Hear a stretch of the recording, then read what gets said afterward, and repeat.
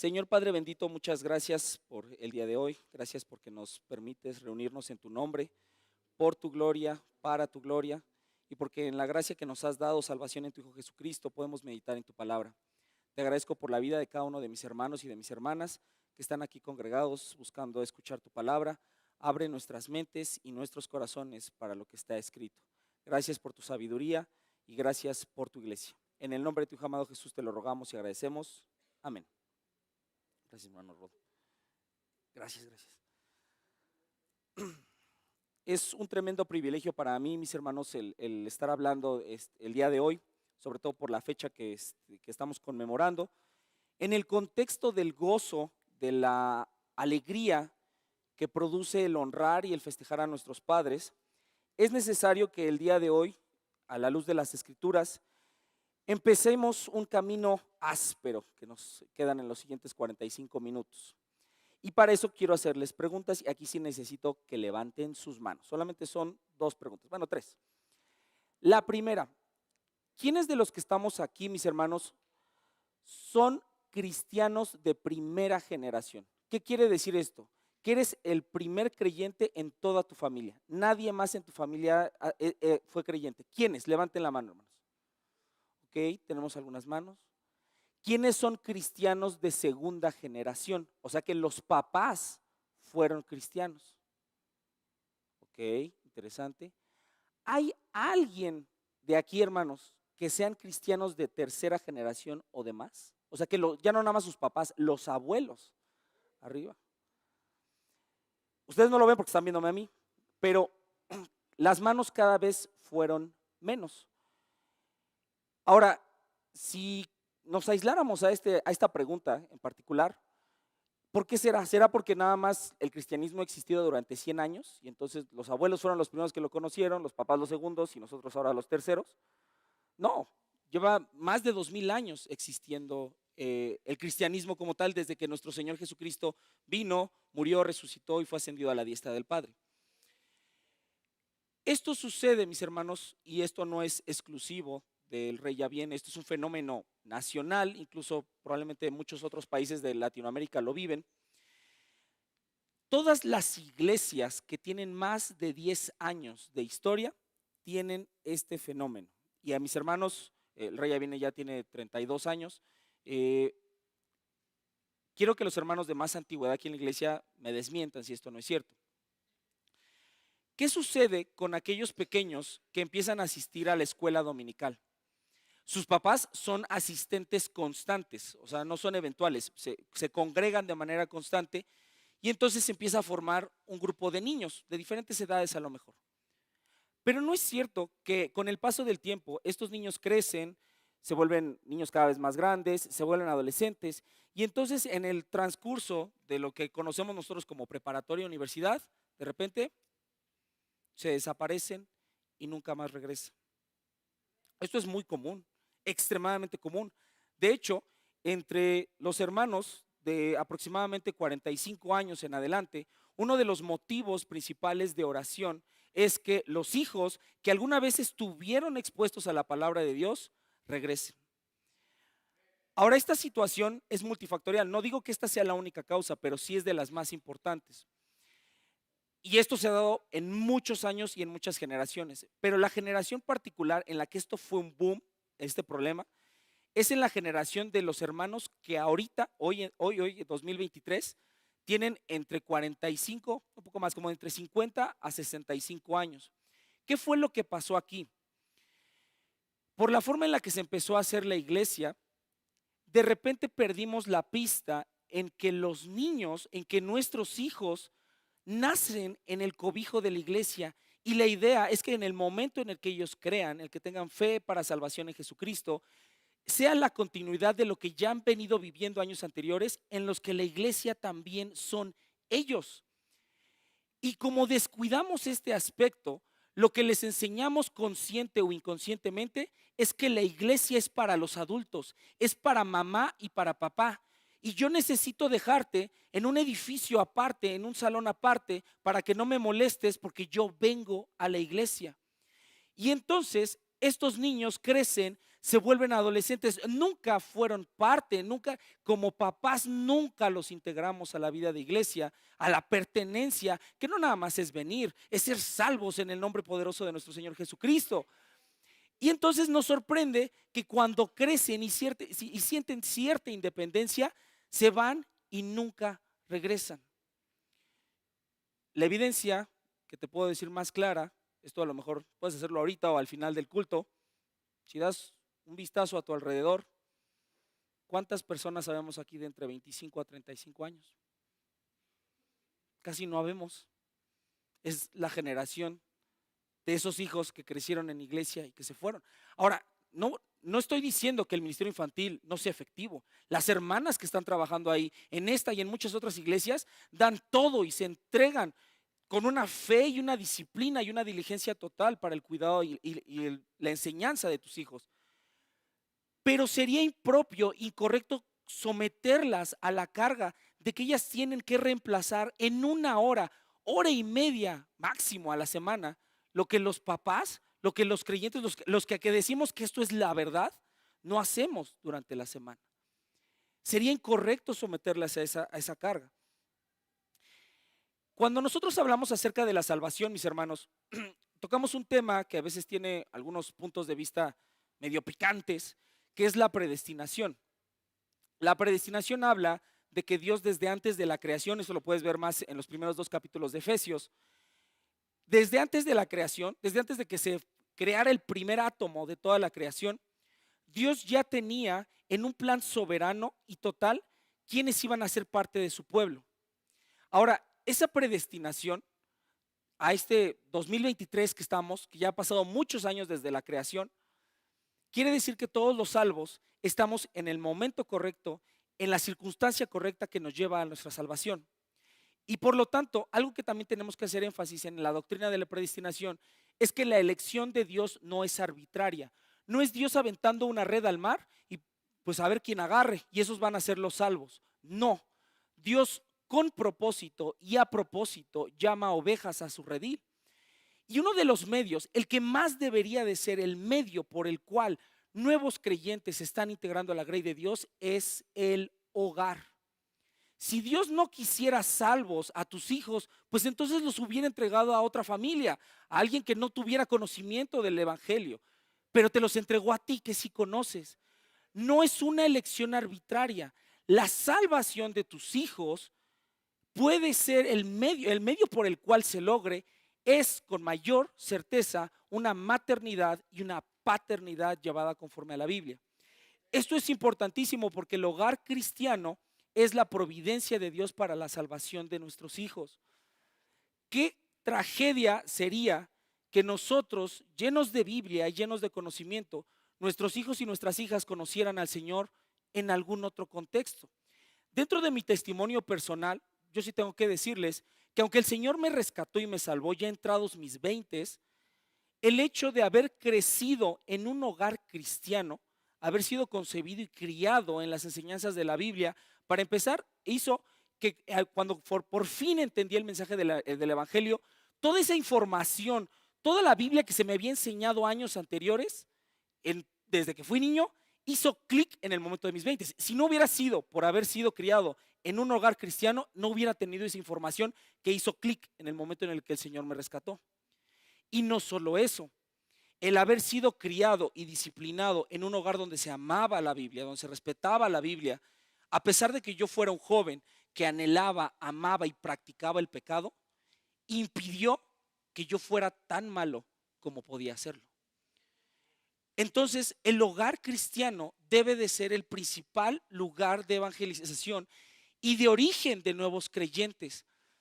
A los cristianos que levantaron la mano, que son creyentes de primera generación, ¿cuánto, hermano, no te ha costado tu fe en un lugar, en un contexto adverso? A lo mejor rechazo familiar, rechazo en el trabajo, y eso es parte de ser cristiano, y aleluya y gloria a Dios. Pero si a través de nosotros continuar a la segunda generación podemos evitar mucho del sufrimiento que hemos vivido, pues mayor gloria a Dios. Nuestros hijos deberían de ser mejores creyentes de lo que fuimos nosotros, y la idea es que conforme el cristiano va teniendo hijos y va teniendo nietos, cada generación conoce de una mejor manera, de una manera más profunda a Dios. Y la iglesia sigue creciendo, no nada más en cantidad, sino en calidad, en la realidad de sus creyentes.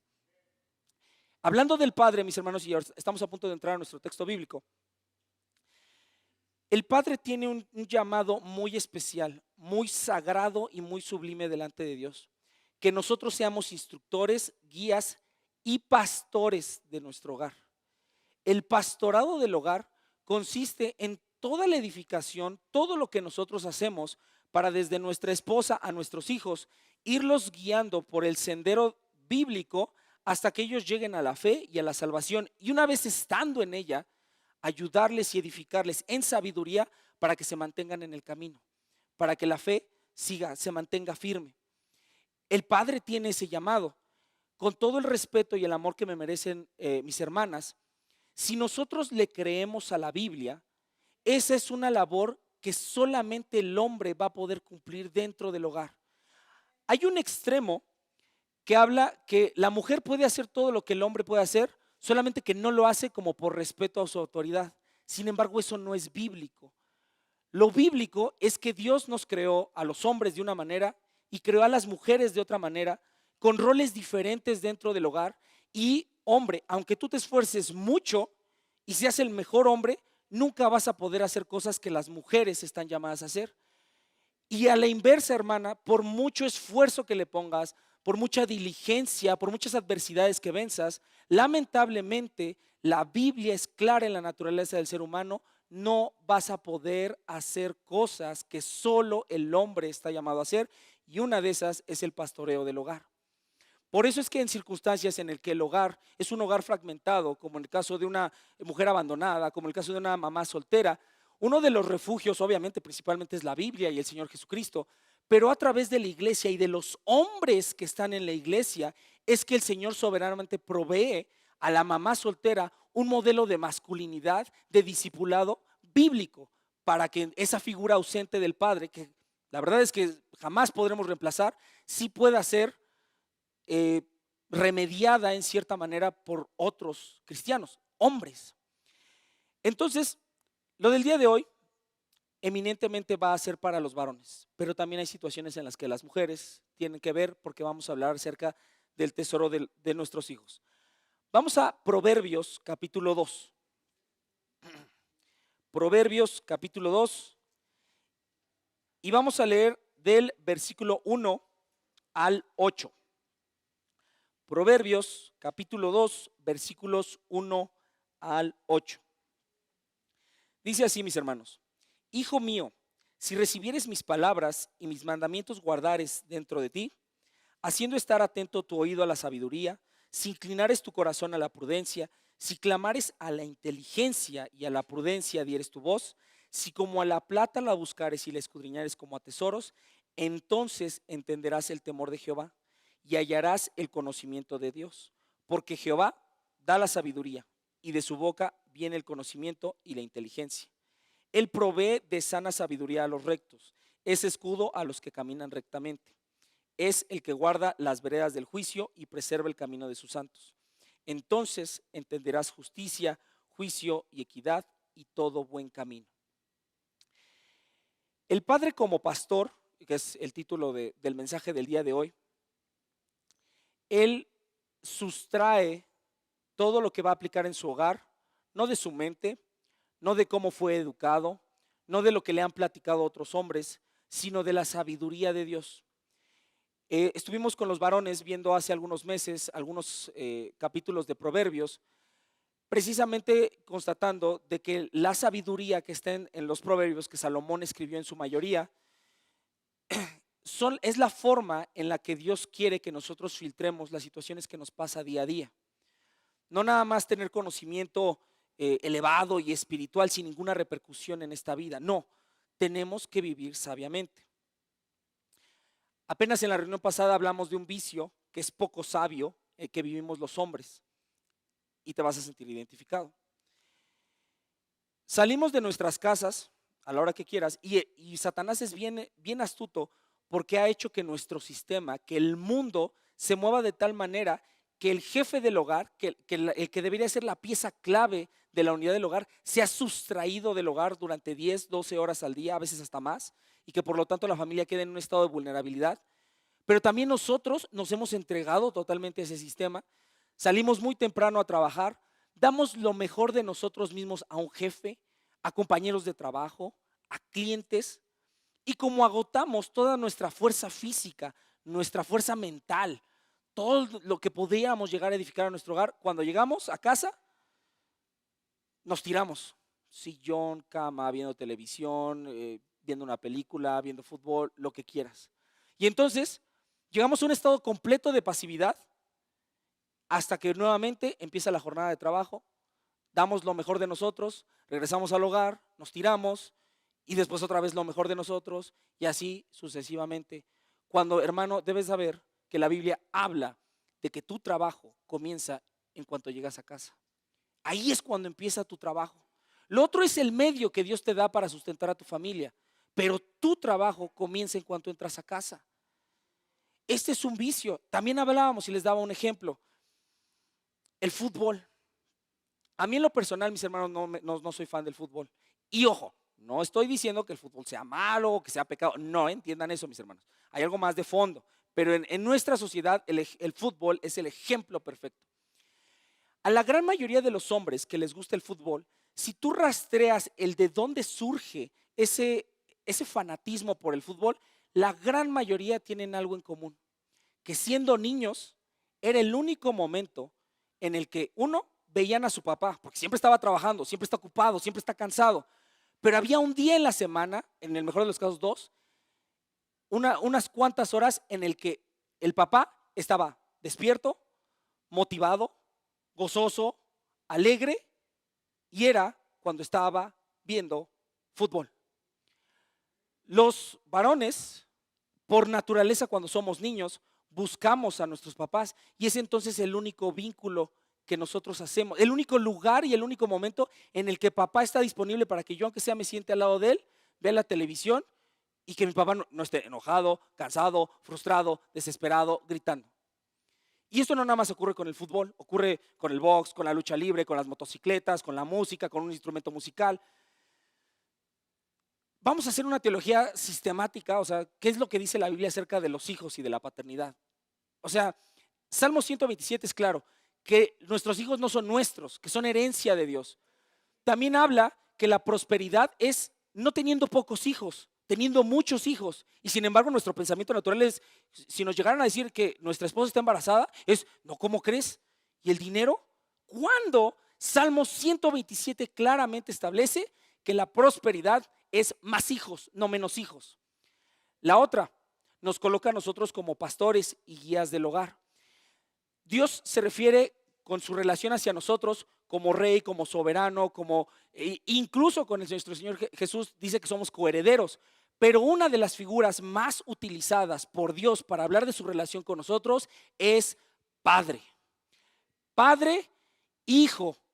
La frase Abba Padre que dijo Jesús, que le enseñó a los judíos, fue una frase extremadamente polémica, porque al ver la santidad de Dios en el Antiguo Testamento, la inaccesibilidad que tenían en el santuario, en el lugar santísimo, hacía muy difícil ver a Dios como Padre, y sin embargo Dios se refería a sí mismo como Padre. Fíjate qué tan importante es la paternidad para Dios, que es la figura que Él utiliza para que nosotros podamos entender de mejor manera nuestra relación con Él. Y hermanos, vamos a basar nuestra paternidad, nuestro vínculo con nuestros hijos, con 22 hombres que patean un balón, con 2 hombres que se agarran a golpes en televisión, con un instrumento musical.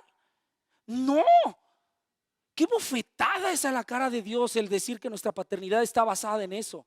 No es malo que veas fútbol con tus hijos, no es malo que compartas eso, pero no puede ser el vínculo, la base y el fundamento en el cual te relacionas con ellos. No puede ser. Tiene que ser la sabiduría de Dios. De ahí viene. Los primeros versículos de Proverbios 2, mis hermanos, dice, vamos a releer nuevamente los primeros 4.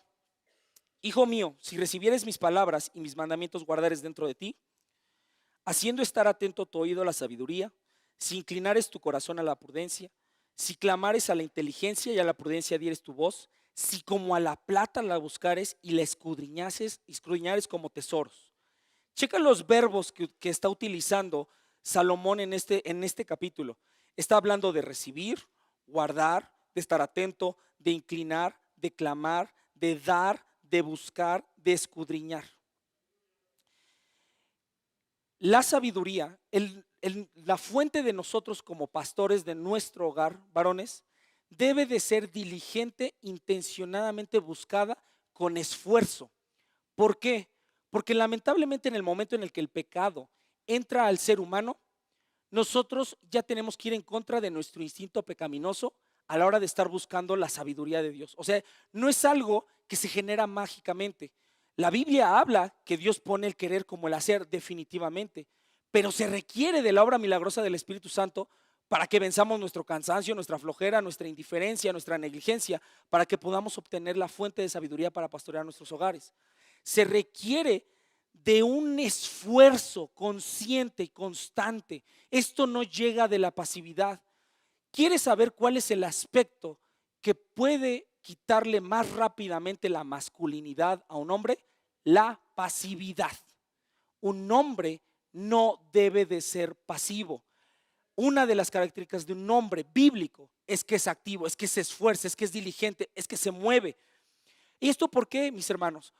Porque la sabiduría tiene que ser instruida, tiene que ser otorgada a nuestros hijos. No es algo que va a aparecer de repente en ellos, no es algo que les van a enseñar en las escuelas. Por naturaleza pecaminosa, nosotros no nacemos con sabiduría, nacemos con lo contrario de sabiduría, que la Biblia le llama necedad. Necedad no nada más es alguien que persiste en hacer lo mismo y lo mismo y lo mismo, o persiste en una idea. La necedad es lo contrario, la antítesis de la sabiduría. Es no contemplar para nada a Dios en nada de nuestras vidas. Todos nacemos así. Por lo tanto, nosotros primero tenemos que ser instruidos como varones para nosotros instruir. Y sin embargo hay varios vicios en nuestra paternidad. Nosotros, a lo largo de los golpes de la vida y de muchas otras cosas, hemos llegado a saber lo que sabemos. Pero a veces no queremos instruir a nuestros hijos, sino que esperamos de ellos que de alguna manera ya lo conozcan. Y te voy a poner 3 ejemplos. Sobre todo los que trabajan, los que están mucho tiempo ausentes, llegan a veces a defender su ausencia diciendo, pues es que yo a lo mejor nada más estoy un día con mi hijo, o menos a veces de eso. Pero el tiempo que estamos es tiempo de calidad. Eso es un mito. El tiempo de calidad viene de tiempo de cantidad. Necesitas estar mucho tiempo con tus hijos para que sea un buen tiempo con tus hijos. La gran mayoría de los varones, si tenemos recuerdos buenos de nuestro papá, muchos de ellos ni siquiera son en una actividad súper ultra especial, organizada, puede ser incluso un momento súper espontáneo. Y ese momento espontáneo vino de estar mucho tiempo expuesto a nuestros padres. Entonces, el tiempo de calidad solamente puede venir tiempo de cantidad. Tienes que estar mucho tiempo con tus hijos. La otra, tienes un desafío enorme. Este también es para las mamás. Tus hijos, cada día, depende de la edad que tengan, los mandas entre 6 a 8 horas, 5 días a la semana. Uno, a recibir información y conocimiento de un sistema que es indiferente y que aborrece a Dios. Ya tienes ahí la de perder. Y mis hermanos, echarles la carga de 6, 8 horas a la semana de información que va en contra de Dios y esperar que mis hermanas del ministerio infantil en 1 hora a la semana contrarresten eso, jamás. Eso lo tienes que hacer tú. Esa es la tarea que tienes que hacer. Y no solo eso, recuerda tus años escolares. Sí tenías a un profesor dándote información de matemáticas, química, historia, pero el vínculo que hacías no era con el maestro, no había esta relación de tutor-alumno. Había a lo mejor buenos maestros que te caían bien y con los que podías cotorrear o te daban buenos consejos, pero con quien hacías vínculo en la escuela era con tus compañeros.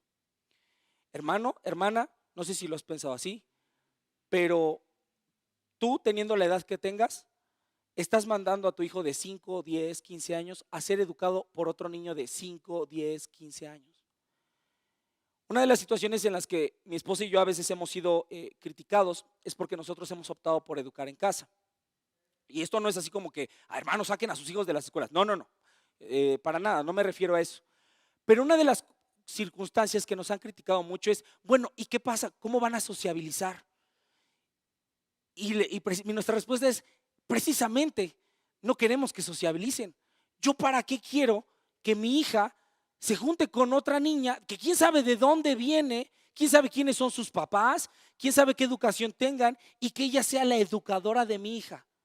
Por supuesto que yo no quiero que sociabilicen. Por lo tanto, y esto es una regla de Proverbios 13, en el que dice: el que se junta con sabios se hará sabio, y el que se junte con necios saldrá quebrantado. Mis hermanos, un necio más un necio no hace un sabio. Entonces, no es que saques a tus hijos de la escuela, tienes muchísima más chamba. Estás empezando no desde ceros, estás empezando en negativo. En la escuela no se cubre lo que la Biblia dice que tienes que cubrir. Un ejemplo que me gusta dar acerca de a veces cómo vemos de manera errónea la instrucción es que somos muy rápidos para corregir a nuestros hijos, pero a veces los corregimos en cosas que ni siquiera les hemos enseñado. Es más, ni siquiera a veces nosotros hemos sido instruidos en eso y ya los queremos corregir. Tendemos, el papá y la mamá mexicano es conocido mundialmente por ser un papá o una mamá que le grita al hijo, que se la pasa gritándole, regañándole, cuando a veces no hemos dedicado a instruir, a llenar la mente. Hay dos tipos de disciplina bíblica: la disciplina que instruye y la disciplina que corrige. Bíblicamente solamente puedes corregir aquello que ya está instruido, o sea, ya le enseñaste cómo hacerlo, y si aún así no lo hace, entonces ya corriges. El ejemplo rápido con mi hija que me gusta utilizar: nosotros cuando llegábamos a la casa, ella le gustaba cerrar la reja y tiro por viaje agarraba la reja y la azotaba. Hija, no azotes la reja. Y después era otro día, llegábamos y volvía a azotar la reja. Hija, no azotes la reja. Y seguía pasando. En el contexto de los mexicanos, ya era como, ya te dije que no cierres. Y entonces me cayó el 20 antes de tener esa reacción, gracias a Dios, y mucho en parte por la sabiduría de mi esposa. Nunca le he enseñado a cerrar la reja. Entonces, ¿cómo iba a saber a no azotar la reja? Y se requirió, hermanos, que le dijera: mira, hija, ven, vas a agarrar la reja, la vas a poner ya casi cuando cierra y nada más le das un empujoncito y cierra. A ver, hazlo tú. Lo hizo y cierra. Hermanos, desde entonces, ni una sola vez ha vuelto a azotar la reja a mi hija, porque hubo una instrucción previa. Ahora imagínate si hacemos eso con el tipo de amistades que deben de tener, con las cosas que deben de ver en la televisión, con el cuidado del internet, con sus planes de vida, con quién se van a casar. Es que ya te dije, hermano, ¿has instruido a tus hijos? ¿Te das cuenta cómo el esfuerzo diligente es para nuestras propias vidas, pero también tú tienes que dedicar tiempo, energía, ganas, diligencia para sentarte con tus hijos y enseñarles que aquí está la vida? Siguiente punto, mis hermanos. Dice el versículo 5 al 11: entonces entenderás el temor de Jehová y hallarás el conocimiento de Dios, porque Jehová da la sabiduría y de su boca viene el conocimiento y la inteligencia. Él provee de sana sabiduría a los rectos, es escudo a los que caminan rectamente, es el que guarda las veredas del juicio y preserva el camino de sus santos. Entonces entenderás justicia, juicio y equidad y todo buen camino. Cuando la sabiduría entrare en tu corazón y la ciencia fuere grata a tu alma, la discreción te guardará y te preservará el alma. Entonces, el resultado de buscar la sabiduría, con diligencia, con esfuerzo, buscar qué es lo que dice Dios, va a producir en la abrumadora mayoría de los casos sabiduría. Dice Santiago que aquel que quiera sabiduría, pues que la pida y le será dada. Proverbios 1, un capítulo antes, habla que el temor de Dios es el principio de la sabiduría. Bueno, si es Reina Valera dice al revés: el principio de la sabiduría es el temor de Dios. Aquí hay dos situaciones: nunca vas a poder ser sabio sin Dios. Ya, podrás tener mucha información, muchos consejos, pero sin Dios es un camino muerto. Entonces, Padre, si el día de hoy has escuchado el Evangelio, si no conoces que estás en tus pecados, que Dios en un plan soberano dio a su Hijo amado para que en Él cargara todo el castigo que nos era merecido, porque Dios finalmente es santo, es puro, Él no tiene convivencia con la maldad, y nosotros desde que nacemos afrontamos constantemente su naturaleza santa. Si no sabes que este plan, el Evangelio que le llama la Biblia, es el único medio por el cual recuperas tu relación con Dios, Jesús muere, resucita como marca de que su sacrificio fue perfecto para toda la humanidad y asciende, y a nosotros se nos es dada la orden en el que conozcamos ese mensaje, ese plan, y que lo creamos, que nos arrepintamos de nuestros pecados y de que acudamos a Dios por misericordia, gracia y fe. Si ese mensaje a ti te es ajeno, te es indiferente, te es anómalo, olvídalo, jamás vas a ser sabio, no se puede. El principio de la sabiduría es el temor de Dios. Puedes ser muy bueno en tu trabajo, puedes ser un excelente músico, carpintero, doctor, abogado, puedes ser el mejor en lo que haces, pero jamás vas a ser sabio. De igual manera, hijo, podrás estar en una muy buena escuela, podrás ser el más popular, el más inteligente, aquel que tiene más amigos. Si no tienes a Dios, nunca vas a ser sabio. Y la sabiduría es esencial porque, hermano, la sabiduría es un fruto de alguien que tiene una fe firme en nuestro Señor y verdadera. Hay muchos mitos con respecto a qué es lo que forma el carácter de un hijo o de una hija. Hay quienes dicen, si lo metes a una muy buena escuela, va a ser una muy buena persona. ¿Ok? Hay algunas situaciones que me generan conflicto con esa idea. Está bien demostrado que cuando una pareja se divorcia, cuando un matrimonio se divorcia, es abrumadoramente mayor las parejas que se divorcian cuando uno o los dos tienen estudios universitarios.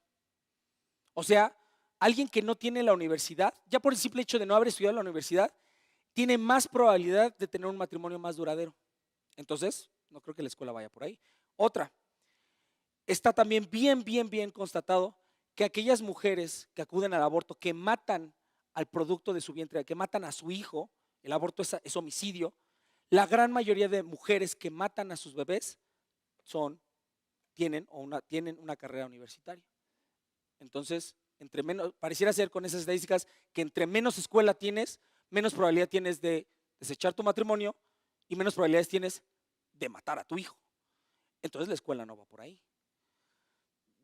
La clase política de nuestro país son estudiados. Hay otros que dicen, no, el deporte, mételos a hacer deporte, eso les hace carácter. Bueno, si eso fuera cierto, entonces quiere decir que los deportistas son las mejores personas del mundo. No hay día que no pasen las noticias en el que ya metieron a uno en la cárcel por evasión de impuestos, en el que uno que es violento y que golpea a su familia, que anda en drogas, que anda en escándalos. Entonces, el deporte no es real. La tecnología, ahora con el internet y con el celular y la computadora, ya tienen acceso a un montón de información y eso les va a hacer más inteligentes, los va a hacer mejor personas. La pandemia, algo que me gustó mucho de la pandemia es que la brecha generacional de una generación y otra por la tecnología, ya ves que estamos acostumbrados a, no, es que los chavos ya saben mucho de tecnología. Es cierto, cuando se enfrentaron a las clases en línea, los maestros, los que no sabían de tecnología, se adaptaron muchísimo más rápido a la tecnología que los pobres niños. Los niños no sabían ni mandar un PDF. Y la otra, uno de los aspectos más criticados de Salomón, el autor de estos proverbios, es que él tuvo 1000 mujeres, 300 esposas y 700 concubinas. Y siempre somos bien rápidos de, Salomón hizo eso. En la cultura de ese entonces, obviamente esto es ajeno al plan de Dios, no voy a quitar esa parte, pero Salomón tuvo que haber hecho ceremonia, tuvo que hacer formalidad civil, aunque sea, para poder conocer la desnudez de esas 1000 mujeres. Hoy, con cualquier computadora o con cualquier celular, cualquier adolescente, cualquier niño en una semana, en menos de una semana, puede ver más de 1000 mujeres desnudas de las que vio Salomón. Y la Biblia es clara de la depravación que le provocó a Salomón tener 1000 mujeres. Siendo un rey, siendo un hombre viendo directamente a Dios dentro del templo, siendo el hombre más sabio. ¿Qué le espera a nuestros hijos si en menos de una semana pueden estar expuestos a más depravación que el rey Salomón? Entonces la tecnología no va para ahí. Lo que forja el carácter de nuestros hijos es el temor de Dios, es la sabiduría. Y eso no viene de manera natural. El Señor tuvo que haber escrito su palabra, revelarla y a través de su espíritu iluminar nuestras mentes para que la entendiéramos. La sabiduría y la santidad van juntas. Dice el versículo 7, Él provee de sana sabiduría a los rectos, es escudo a los que caminan rectamente, es el que guarda las veredas del juicio y preserva el camino de los santos.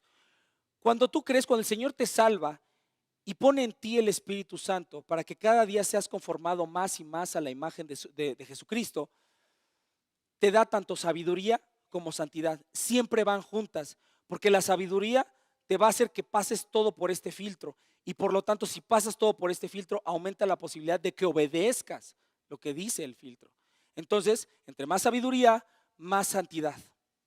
Y no puede venir santidad sin sabiduría. No puedes ser muy sabio, pero que tu vida no sea santa. Y no puedes estar viviendo en santidad sin hacerlo a través de la sabiduría que Dios da. ¿Esto por qué lo digo, mis hermanos? La santidad es un fruto que es muy fácil de fingir ante los demás. Ante Dios, a Él nada se le va. Pero ante los demás, como yo nada más estoy una hora, hora y media aquí, es muy fácil para mí aparentar que sé de la Biblia, aparentar que enseño, que predico desde aquí. Y me voy y tú ya no sabes qué es lo que hago fuera de aquí. Pero cuando el patrón de la vida de una persona empieza a nacer decisiones necias, empieza a ser fuera de la sabiduría de Dios, es claro que hay un problema, y ese problema puede ser incluso la no salvación, una falsa convicción de una fe. Entonces, esto es importante, mis hermanos, porque el ser un padre conforme a lo que Dios dice no es difícil, es imposible. Es imposible que seas un buen padre. ¿Qué es lo que lo hace posible? Nada más para que veas qué tan imposible es. Que Dios desde la eternidad pasada planeara un plan de reconciliación con la humanidad. Que mandara no a un ángel, no a un profeta, no a un maestro, que mandara a su Hijo, Dios encarnado, el Dios hombre, caminando entre nosotros. Que fuera masacrado, sí, por los romanos, pero sobre todo por el Padre mismo, por Dios mismo, porque el castigo del pecado se tenía que vertir. Dios no puede ignorar simplemente que pasó el pecado, tiene que castigarlo. Todo pecado es castigado, el pecado del cristiano es castigado, solamente que la diferencia es que no es castigado en él, es castigado en Jesús. Tuvo que resucitar al Hijo de Dios, tuvo que ascenderlo a la diestra del Padre y tuvo que depositar al Espíritu Santo en todos y cada uno de sus hijos. Eso es lo que se requirió para que tú y yo, hermano, tuviéramos al menos una esperanza de ser padres bíblicos. Así de imposible es. Necesitas, hermano, estar constantemente humillado en tu corazón y buscar al Señor y saber que por tu cuenta no lo vas a poder hacer. Esto es un ánimo, hermanos, a la vez que es un desafío. Un ánimo porque, pues, ¿cómo? Imagínate, te ponen a hacer algo imposible. Qué estrés, qué frustración. Perderíamos la razón, la cordura. Pero a la vez es un desafío porque se nos es dada una gracia. Es un regalo inmerecido. Y el principio clave de la mayordomía bíblica es que nada es nuestro. Todo es dado y regalado por Dios para que nosotros lo administremos de la mejor manera y de lo cual rendiremos cuentas en algún momento. No estamos vacíos, mis hermanos. O estamos llenos de la Escritura y la sabiduría de Dios, o estamos llenos de necedad. No hay neutralidad, no hay punto medio. No puedes dar algo que no tienes, entonces tienes que seguirte edificando. Por eso es que hay el exhorto, hermanos, acudan a este estudio bíblico, hermanos, vengan a tal actividad, hermanos, el seminario, hermanos. ¿Por qué hay tanta insistencia? Como dije de hace rato, es contra tu instinto, es contra nuestra naturaleza pecaminosa. Nosotros no queremos ser instruidos y por lo tanto no queremos instruir. Tiene que haber este esfuerzo diligente y consciente de tú prepararte. Algo que me preocupa mucho de la asistencia al estudio de varones, cuando lo contrasto a la asistencia del estudio de mujeres que fue ayer, no es que el estudio de varones sea la única forma en la que te edifiques y ni siquiera la mejor. Hay muchísimas más formas, hay hombres muchísimo más llamados al evangelio, con más sabiduría, con una entrega mayor, más inteligentes y más sabios con los cuales te puedes edificar. No es eso lo que me preocupa. Lo que me preocupa y lo que tengo en mente es, bueno, si no están aquí, entonces espero que estén siendo edificados, estén procurando su edificación de alguna otra manera. Lo que me preocupa es que seguramente no lo estás haciendo, hermano. Seguramente no lo estás haciendo. Una de las advertencias más reales, más concretas con las cuales puedes saber, y seguramente me has escuchado decir esto, para que sepas si estás mal en este aspecto, si la predicación del domingo es tu punto más alto en aprendizaje espiritual acerca de lo que Dios dice, tienes un grave problema. Porque aquí yo solamente voy a dar 45 minutos, 50 minutos, una hora de lo que dice la Escritura. Pero ¿y el resto de la semana? ¿Qué pasó? ¿Qué estás haciendo? ¿De qué estás platicando? ¿Qué estás oyendo? ¿Qué estás estudiando? Si tan solo le dedicaras una hora diaria al estudio y la meditación de la palabra, implicaría que hoy domingo yo vengo a darte 45 minutos de Biblia, pero tú vienes con 7 horas de Biblia. Por muy bueno que sea mi mensaje, yo no le voy a poder ganar a 7 horas de Biblia. Pero ¿y si no las hay? ¿Y si no hay varones? ¿Y si no hay estudios? ¿Y si no hay seminario? ¿Y si no hay ni la más mínima oportunidad? ¿Qué esperanza? Deja tú. ¿Qué esperanza tienen nuestros hijos?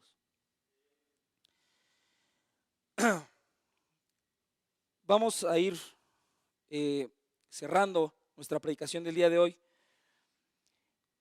Vamos a leer del versículo 12 al 19 de Proverbios 2. Dice, este es el propósito de nuestro pastoreo, uno de los beneficios que nuestros hijos van a tener del pastoreo. Para librarte del mal camino de los hombres que hablan perversidades, que dejan los caminos derechos para andar por sendas tenebrosas, que se alegran haciendo el mal, que se huelgan en las perversidades del vicio, cuyas veredas son torcidas y torcidas sus caminos. Vamos a dejarle hasta ahí, ahorita termino con los demás. Uno de los beneficios de nosotros de pastorear a nuestro hogar correctamente, y esto aplicado inmediatamente a nuestros hijos, es que los cuidas de los malvados. Ninguno de nosotros enviaría a altas horas de la madrugada a alguno de nuestros hijos a una colonia con ciertas reputaciones. Ninguno. Pero sí los entregamos inconsciente y a veces ni tan inconsciente a grupos de personas malvadas sin ningún tipo de preparación. Yo sé que yo no voy a poder mantener a mi hija en una burbuja. Eso es imposible, es loco y esa no es mi intención. Ella va a tener que lidiar con gente malvada, pero mi intención es que lo haga hasta que esté impregnada de esto, hasta que esté impregnada de la Escritura. No es, pues ella debe de saber. ¿Cómo va a saber si ni nosotros sabemos, hermanos? Nuestra labor del pastoreo automáticamente protege a nuestros hijos de la maldad. Un hijo que esté instruido en la honra a los padres, que es parte de su proceso de amar a Dios, de obedecer a Dios, de la riqueza de los hijos de tener a nuestros papás en sabiduría, tiene menos probabilidades, para empezar, de dejarse influenciar por compañeros, de irse de pinta y tener un accidente cuando se va de pinta y se muere y de repente le llaman al papá, está muerto. Si la instrucción está aquí, es menos probable que ese hijo le diga a su compañero, sí, vámonos de pinta. ¿Puede suceder? Sí, sí puede suceder, pero que no suceda hasta que te hayas cansado, te hayas agotado, hayas perdido el cabello por enseñarles las Escrituras. Si va a pasar, que pase, pero que no sea por negligencia tuya. El ejemplo que habíamos hablado, el que se junta con sabios, sabio se hará, pero el que se junta con necios será quebrantado. Todos los días estamos entregando a nuestros hijos a la necedad, a que se eduque, a que se críe con otros necios. Y hijos, no es por llamarles así, a los que son hijos, no quiero ser tan rudo, pero esa es la palabra bíblica y debemos de reconocer que nosotros nacemos siendo necios y eso es algo que a través de la gracia de Dios se nos va quitando, pero siempre tenemos un grado de necedad. Entre más joven seas, ¿qué crees? Es más probable que más necio seas. La edad no necesariamente te da sabiduría, pero definitivamente sí ayuda. Entonces, es importante que tengamos esto en mente. Entonces, protege de la comunión con los necios. Eh, Versículo 16. Serás librado de la mujer extraña, de la ajena que halaga con sus palabras, la cual abandona al compañero de su juventud y se olvida del pacto de su Dios. Por lo cual su casa está inclinada a la muerte y sus veredas hacia los muertos. Todos los que a ella se lleguen no volverán ni seguirán otra vez los senderos de la vida. En el modelo bíblico ideal, hermano, nuestros hijos van a ser mejores creyentes que nosotros. Y si seguimos esa lógica, nuestros nietos van a ser mejores creyentes que nuestros hijos y obviamente que nosotros. Por lo tanto, una de los quehaceres muy importantes e indispensables del padre bíblico es involucrarse en el tipo de familia que nuestros hijos van a armar. Entonces, ¿qué quiere decir? ¿Que los padres deben de estar involucrados en el cortejo de los hijos? Sí, no solo pueden, deben. Si tú tuvieras un carro último modelo y tuvieras que irte de viaje y dices, híjole, se lo tengo que encargar a alguien que lo cuide, y en eso volteas a la esquina y hay unos chavillos ahí en la esquina que nunca has visto, seguramente no están haciendo nada bueno, y les dices, oye, ¿sabes qué? Que me acabo de comprar este carro y me voy a ir de viaje. Les dejo las llaves, ¿no? Y cuídenlo. Regreso en un mes. Hermanos, ¿quién de nosotros haría eso? Es loco, es locura pensar que haríamos algo así. ¿Por qué hacemos eso con nuestros hijos? Los entregamos, nuestros hijos, los entregamos a mujeres que no conocemos, que no nos importa conocer, quién sabe de dónde viene, quién sabe quiénes sean sus papás. Los que tenemos hijas, los entregamos a hombres, quién sabe de dónde vengan, quién sabe qué tan perversos sean. A veces que mi hija ya tiene otro novio. Estórbales, hermano. Cuando hablamos acerca de las mujeres, a veces por la influencia de nuestra cultura creemos que las mujeres son víctimas en todos los casos. Y sí necesitan una protección especial, sí necesitan una edificación especial. No, digo que no. Pero mis hermanos, en la gran mayoría, por ejemplo, del caso de las mujeres, de las mamás solteras, y perdónenme mis hermanas, tengo que hablar así. El pecado viene también de la mamá soltera. Ella voluntariamente decidió quitar esto, no tenerlo, y por lo tanto no saber identificar, no saber filtrar a un hombre malvado, perverso, cruel, y entrega su vida a ese hombre y cosecha las consecuencias de esto. Y no solo eso, peor tantito, ¿dónde estaban los papás para que le dijeran, no, ese es un hombre perverso, no vayas con él? ¿Dónde está la instrucción previa para que la señorita o el varón, porque eso no más aplica a las mujeres, digan, no, es que si mi papá dice que con él no, es porque entonces con él no? Él sabe algo. Si él dice que no, es porque no. Jóvenes solteros, si tú quieres cortejar, los varones a las mujeres, si ustedes están siendo cortejadas, el primer filtro es que debe ser algo abierto a los padres. No nada más deben de saber, deben de darte permiso. Porque entonces, si yo como varón me acerco a una mujer y sé que bíblicamente quien es su autoridad no soy yo, porque todavía no me he casado con ella, sino que son sus papás, entonces yo no voy a decir, vente, para que no nos vean. No. Como la amo a ella, como la respeto a ella, por lo tanto también amo a sus figuras de autoridad. Y por lo tanto voy primero con las figuras de autoridad. Le aviso a mis figuras de autoridad y les pido permiso. Y entonces se vuelve algo abierto, porque en el momento en el que se vuelve algo oculto, va a haber pecado. Lo mismo aplica dentro de la iglesia. Nosotros como iglesia debemos de apoyar a todos los jóvenes que quieren formar una familia. Si aparece algo de, no, por acá para que no se dé cuenta el hermano, ya está mal. Mujer, huye de ese hombre. Hombre, huye de esa mujer. Son principios claros.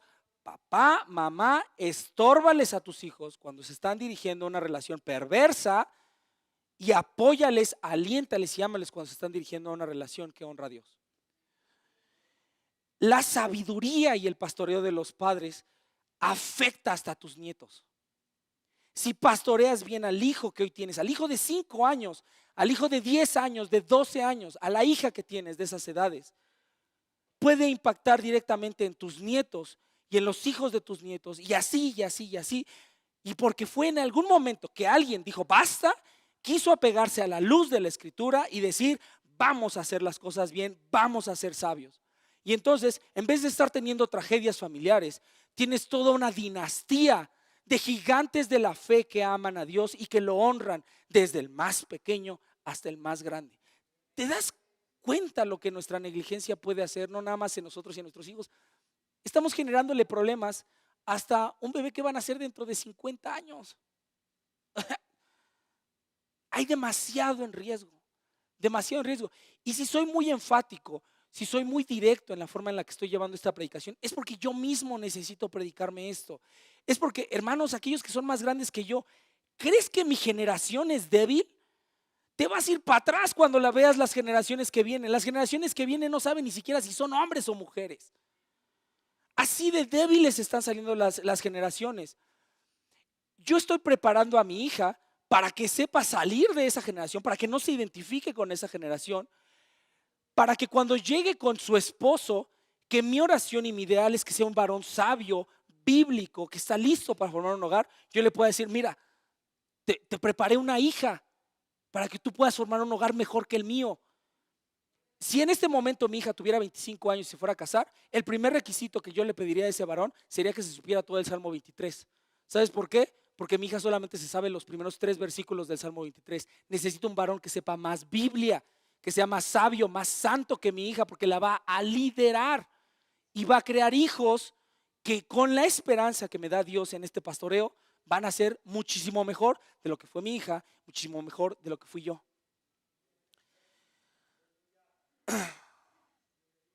Un último, antes de concluir, mis hermanos, les prometo que ya estamos aterrizando.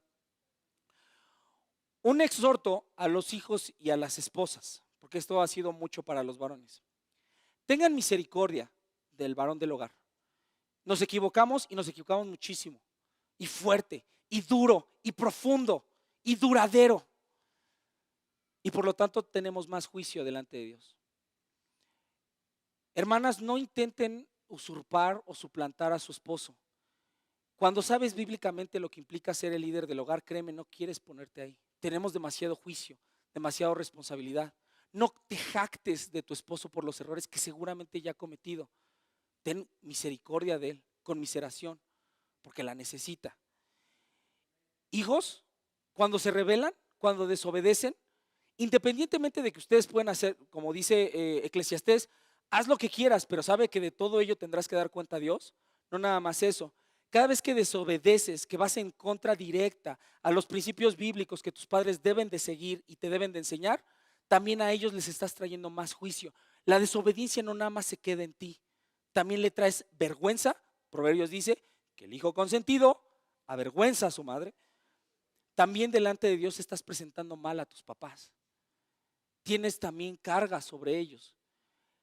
Hónralos, hónralos porque el ojo de Dios está sobre ellos y está sobre ti. También esto es para los hijos. Nuestros papás saben más, en serio. Mi generación fue criada por caricaturas en la televisión que te enseñaban que los hijos eran más inteligentes, saben más y tienen que resolver los problemas, rescatar a los papás. Ya hay muchas caricaturas que hablan también de eso. Los de mi generación sabrán identificarlas, cuáles fueron las que empezaron esa tendencia. Tengo 2 en particular en mente: Jimmy Neutron, Los Padrinos Mágicos. Si tienes el momento, ve alguno de los episodios. Es abrumadoramente desesperante lo inútiles que son los papás en ese programa. Y entonces el hijo, que tiene más recursos, que tiene más claridad, tiene que ir a rescatarlos. Y entonces empezamos a ser una generación que, como nosotros sabemos cómo cambiarle de idioma al celular, que como nosotros sabemos cómo hacer un archivo en la computadora, cómo abrir Facebook, nos creemos y nos vamos con la finta de que sabemos más que nuestros papás. Es mentira. Hijos, sus papás saben más que ustedes, en serio, aunque no lo parezca.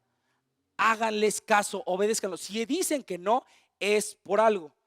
Sométanse a la autoridad de sus padres. Es una protección que Dios les da. Hay muchas historias de hogares fragmentados. La única esperanza del hogar es un varón arrepentido y sometido a Cristo. Es la única esperanza. Un varón arrepentido y sometido a Cristo. Terminamos, hermanos, con Proverbios 20, Proverbios capítulo 2, versículos 20 y 22. Así andarás por el camino de los buenos y seguirás la vereda de los justos, porque los rectos habitarán la tierra y los perfectos permanecerán en ella. Mas los impíos serán cortados de la tierra y los prevaricadores serán de ella desarraigados. Nosotros queremos que nuestros hijos tengan éxito en sus futuros, que tengan salud, que tengan dinero, que tengan recursos. Está bien, es correcto desear eso de nuestros hijos, pero el objetivo principal del pastoreo no es ese. El objetivo principal del pastoreo es la salvación eterna de nuestros hijos. Si no van a estudiar la universidad, y eso implica que van a ser salvos, que no estudien la universidad. Si van a tener 5 pesos al día, pero eso involucra su salvación, que tengan 5 pesos al día en vez de 1,000,000 de pesos diarios. Tenemos que cambiar la perspectiva. Estoy seguro que la mayoría de ustedes, los que tienen hijas, si se acercaran a sus hijas a decirles: papá, mi más grande anhelo es ser una mujer de Dios y ser una mamá y ser una esposa, la mayoría de nosotros estaríamos en desacuerdo.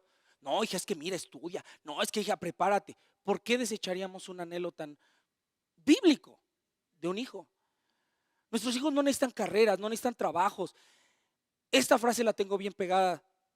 Si nuestros hijos, no hay mayor fracaso que un hijo que tiene éxito en cosas que no son eternas. Que sea el mejor abogado, que sea el mejor médico, el más inteligente, con el mejor carro, la mejor familia, la más grande, pero van al infierno. No hay mayor tragedia que esa.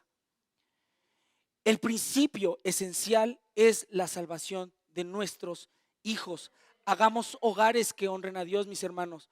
Toma la Biblia, cánsate, quédate exhausto hasta que no haya fuerza en tus músculos, hasta que no haya aliento en tu cuerpo. Entrégate de una manera bíblica para la edificación de tu hogar varón. No hay mayor privilegio, mayor llamado que ese, mis hermanos.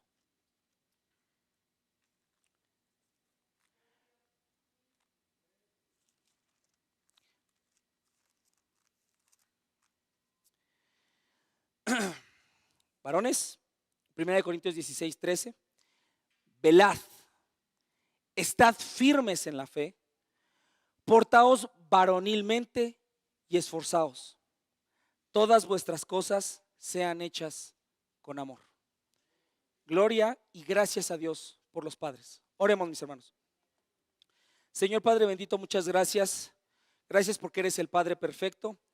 Gracias porque eres el Padre que nos modela, que nos salva, que nos limpia, que nos llena de toda sabiduría, de tu santidad, de tu fe, de todo tu fruto, para que nosotros podamos vivir delante de ti y para ti. Padre, acudimos a ti en debilidad, en tristeza, en quebrantamiento. Señor, yo te pido por mis hermanos. Para algunos de ellos ya es muy tarde. Para algunos de ellos los hijos se han ido, viven fuera de ti y tendrán que rendir cuentas de sus hijos. Dales misericordia y gracia, porque todos hemos pecado y todos hemos cometido errores. Consuélalos y aliéntalos para que de una manera incansable sigan predicando el Evangelio, por más lejanos que estén los hijos. Aquellos que los tenemos en casa, perdónanos por los errores que ya hemos cometido, por los errores que seguramente cometeremos, pero darnos el hambre y la sed de obedecer tu palabra. Para aquellos que no tienen hijos, prepáralos, dales perspectiva. El hombre próspero tiene muchos hijos y son como saetas en manos del valiente. Gracias por todo esto, Señor. Entregamos nuestras mentes y nuestros corazones para poder hacer las cosas de una manera sabia y que te glorifique en todo momento. Amén.